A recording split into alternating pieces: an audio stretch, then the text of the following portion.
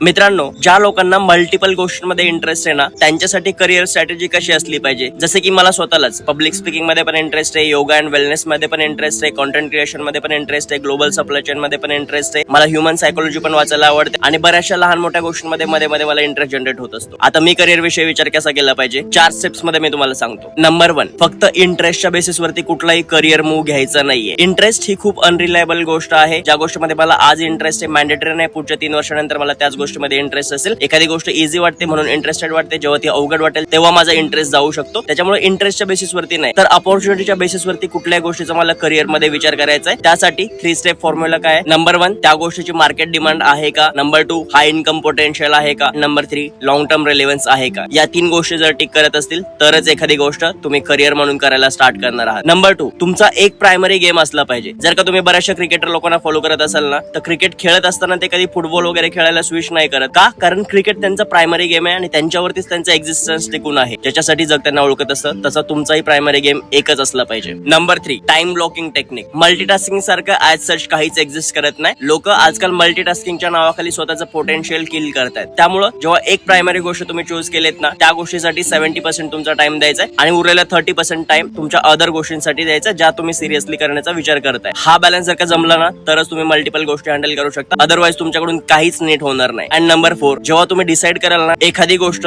तुमच्या प्रायमरी प्लॅनच्या अतिरिक्त करण्यासाठी, जसं की मी जर का एक जॉब किंवा बिझनेस सोबत कंटेंट क्रिएशन करतोय, तर जी गोष्ट तुम्ही स्टार्ट करणार आहात ना, ती इतक्या विचारपूर्वक करायची की पुढची 3 वर्ष मिनिमम 1000 दिवस तुम्हाला ती गोष्ट बंद नाही करायची. जर का एखादी गोष्ट तुम्ही 1000 दिवस करू शकलात ना, तर मग त्याच्यानंतर सहसा कोणी बंद नाही करत. जे काही बंद व्हायचं ते 1000 दिवसांच्या आतमध्येच नॉर्मली होतं. आणि 5वी अजून एक एक्स्ट्रा टिप तुम्हाला सांगतो, ऍटलीस्ट प्रत्येक 6 महिन्यांना थोडासा रिव्ह्यू करत जा. तुम्ही जे काय करताय ते व्यवस्थित चालू आहे का, आपल्याला जे रिझल्ट एक्सपेक्टेड आहेत ते मिळतात किंवा नाही, या सगळ्या गोष्टी. अशा पद्धतीने मल्टिपल गोष्टी हँडल करता येतात.